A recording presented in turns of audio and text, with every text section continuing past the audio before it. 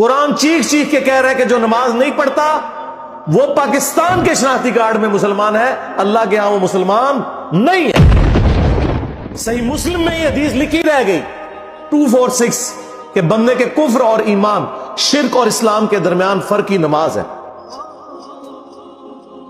یہ حدیث مسلم میں ہی لکھی رہ گئی کہ ابن مسعود رضی اللہ تعالیٰ عنہ کہتے ہیں کہ جماعت کے ساتھ نماز پڑھنا یہ سنت خدا ہے، یہ تمہارے نبی کی وہ سنت ہے جو اللہ نے انہیں عطا کی، اگر اسے چھوڑ دو گے تو برباد ہو جاؤ گے۔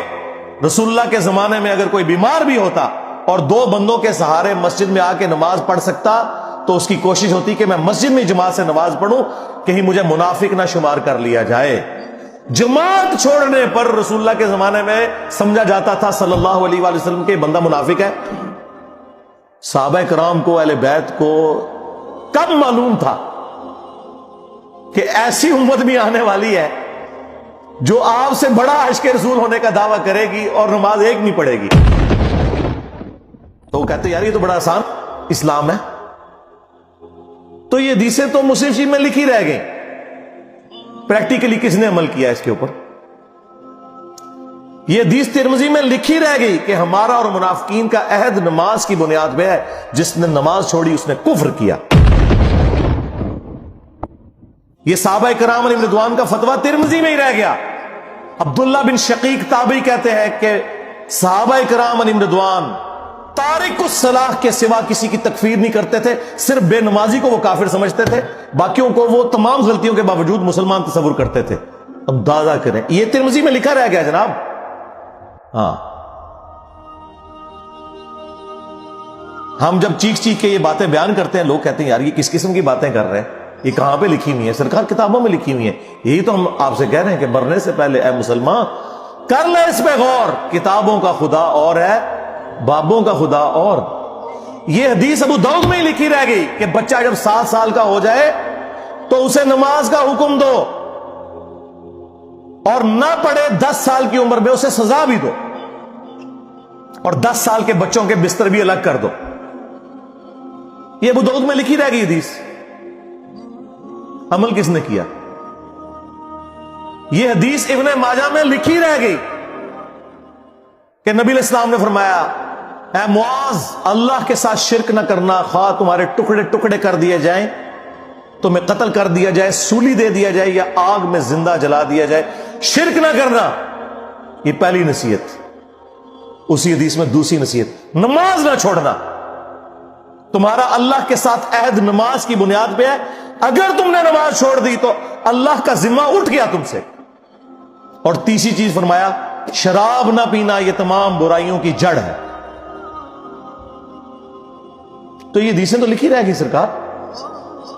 یہ حدیث مسند احمد میں ہی لکھی رہ گئی کہ نبی علیہ السلام نے فرمایا کہ نماز قیامت کے دن نمازی کے لیے دلیل، نجات اور نور ہوگی، اور جو نماز نہیں پڑھتا قیامت کے دن نہ اس کے لیے کوئی دلیل ہوگی اللہ کے حضور بچنے کی، نہ نجات اور نہ کوئی روشنی، نور جو پولیس رات سے گزرنے کے لیے قرآن میں آیا نا، وہ نور۔ اور پھر نبی علیہ السلام نے فرمایا کہ بے نمازی کا حشر اسی حدیث میں آتا ہے، فرعون، قارون اور حامان اور امیہ ابن خلف کے ساتھ ہوگا۔ ہاں جی، کچھ بھی ہے تیرے محبوب کی امت سے ہے۔ محبوب تو پہلے ہی بتا گئے ہیں کہ بے نمازی تیرا حشر تو فرعون کے ساتھ ہونا ہے، تیرا حشر قارون کے ساتھ ہونا ہے، امیہ ابن خلف کے ساتھ ہونا ہے۔ اور یہ تو میں آپ کو صرف ایک بات کر رہا ہوں۔ اب اگر میں قرآن کی توحید بیان کرنا شروع کروں تو قرآن کے پہلے صفحے کا ٹیسٹ دنیا کے کروڑوں مسلمان پاس نہیں کر سکتے۔ ایاک نعبد و ایاک نستعین، یہ قرآن میں لکھا رہے گا۔ ماشاءاللہ فجر کی نماز میں یہ پڑھ کے نکلتا ہے، اور مسجد کے ساتھ جو دربار ہے ریگولرلی حاضری دے کے اس بابے سے بھی مانگ کے گھر آتا ہے۔ تو کیا نماز تو پڑھی؟ تو مسلمان ہے، تیری ہر نماز کی ہر رکعت میں تو یہ نہ پڑھے تیری نماز ہی نہیں ہوتی۔ ایاک نعبد و ایاک نستعین، اے اللہ عبادت بھی تیری کریں گے، دعا بھی تجھی سے مانگیں گے، مدد بھی تجھی سے مانگیں گے۔ یہاں مدد مانا دعا کے، لیکن یہاں مولویوں نے پھر پٹی پڑھا دی، ان کا نہیں جی امی سے روٹی نہ مانگے. اندازہ کریں قرآن کا مذاق اڑا رہے ہیں، حالانکہ انہیں پتہ ہے کہ قرآن میں یہ آیت موجود ہے وَتَعَاوَنُوا عَلَى الْبِرِّ وَالتَّقْوَى وَلَا تَعَاوَنُوا عَلَى الْإِثْمِ وَالْعُدْوَانِ. نیکی اور پرہیزگاری کے کاموں میں ایک دوسرے کی مدد کرو اور برائی میں الگ رہو. قرآن نے بتایا ہے کہ اللہ نے دنیا کو اسباب کے ساتھ جوڑا ہوا ہے. یہاں ایاک نستعین میں دعا کے اعتبار سے بتایا جا رہا تھا کہ غیر اللہ سے نہیں کرنی، ظاہری اسباب کا تو قرآن میں حکم ہے. لیکن دیکھ لیں، اور پھر جس شان سے اللہ تعالیٰ نے سورۃ النمل میں ذکر کیا، حیران کن بات آپ کو بتاؤں، اہل تشیع کے ہاں صبح و شام کی دعاؤں میں، سنت اذکار میں سورۃ النمل کی آیت نمبر 62 پڑھی جاتی ہے. ترجمہ نہیں کبھی کسی نے پڑھا. اور ہمارے جن اسٹوڈنٹس نے پڑھا جو شیعہ مکتب سے تعلق رکھتے تھے، کیونکہ میں نے اس آیت کو اتنی دفعہ کوٹ کیا، انہوں نے کہا ہم تو یہ صبح شام پڑھتے ہیں، ترجمہ پڑھا تو انہوں نے کہا یار یہ آیت پڑھ کے بھی سب سے زیادہ شرک ہم کر رہے تھے، کیونکہ اس آیت کے اندر کیا لکھا ہے؟ اَمَّن يُجِيبُ الْمُضْطَرَّ إِذَا دَعَاهُ. بھلا بتاؤ کون ہے جو تکلیف میں گھرے ہوئے شخص کی فریاد کو سنتا ہے، وَيَكْشِفُ السُّوءَ، اور اس سے اس کی برائی کو، تکلیف کو دور کر دیتا ہے، وَيَجْعَلُكُمْ خُلَفَاءَ الْأَرْضِ، اور تمہیں اگلوں کا خلیفہ کرتا ہے زمین پر، تمہارے ماں باپ کے مرنے کے بعد تم، تمہارے مرنے کے بعد تمہاری اولاد کو.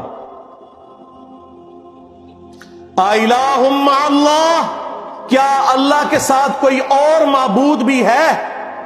قَلِيلًا مَّا تَذَكَّرُونَ، لیکن بہت کم ہی تم نصیحت حاصل کرتے ہو. بالکل صدق اللہ العظیم، بہت کم لوگوں نے نصیحت حاصل کی. اس آیت میں کلیئر کٹ لکھا ہے کہ جو اللہ کے سوا کسی اور سے دعا کرتا ہے گویا وہ اسے خدا بنائے ہوئے ہے. یا علی مدد کا مطلب سادہ نہیں ہے، اس کا مطلب ہے کہ آپ نے مولا علی کو اللہ کے مقابلے پر خدا تصور کر دیا. نہیں جی ہم تو انہیں اللہ کا بندہ مانتے ہیں. نہیں جناب، قرآن تو یہ کہتا ہے کہ اللہ کا بندہ مان کے یا بغیر بندہ مان کے. جب تمہارا یہ عقیدہ ہے کہ اللہ کے سوا کوئی تمہاری تکلیف دور کر سکتا ہے، جی پیچھے اللہ ہی ہے. اچھا اللہ پیچھے رکھ رہے ہیں. یہ دیکھیں حدیث میں لکھا ہوا ہے نماز کا طریقہ. اور نہیں جی ہمارے امام صاحب نے بھی تو وہی کچھ بتایا نا، پیچھے تھے اتنے بھی نبی علیہ السلام نے. نبی علیہ السلام پیچھے رکھنے کے لیے، میرے نبی صاحب ہے ہی کوئی نہیں، تیرے بابے تھے شاہ ہی کوئی نہیں. اللہ پیچھے، رسول پیچھے، آگے تمہارے بابے. عزتیں اویل کی ہیں تم نے اللہ اور اس کے رسول کے نام کے اوپر، چندے کھائے ہیں تم نے رسول اللہ کے نام کے اوپر صلی اللہ علیہ وآلہ وسلم. سواریاں سوار کی ہیں تم نے مکے اور مدینے کے نام کے اوپر، اور غداری کی ہے اپنے دین کے ساتھ. ممبروں پہ چڑھ کے کہتے ہو قرآن و حدیث ڈائریکٹ نہ پڑھنا، گمراہ ہو جاؤ گے. واہ، یہ کوئی یہودی یا نصرانی آ کے بات کرے ہم منہ توڑ دیں. جس طرح آج آگ لگانے کے اوپر قرآن کو ہمیں کتنا غصہ چڑھا ہوا ہے. تیرا مفتی ہر جمعے کو کھڑا ہو کے کہ قرآن اور بخاری ڈائریکٹ نہ پڑھنا، گمراہ ہو جاؤ گے.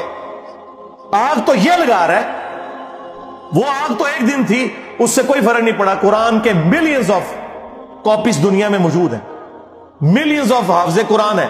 قرآن کو کوئی آگ نہیں لگا سکتا، دنیا سے ختم نہیں کر سکتا. اصل جو چور چھپا ہوا ہے وہ تیرے اندر چھپا ہوا ہے.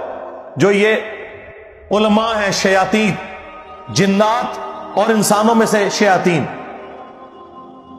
جو تمہیں یہ کہہ رہے ہیں قرآن ڈائریکٹ نہ پڑھنا، گمراہ ہو جاؤ گے.